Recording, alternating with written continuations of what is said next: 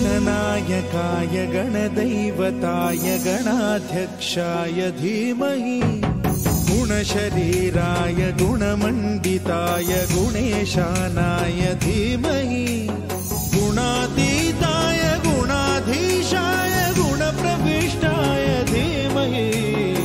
एकदन्ताय वक्रतुण्डाय गौरीतनयाय धीमहि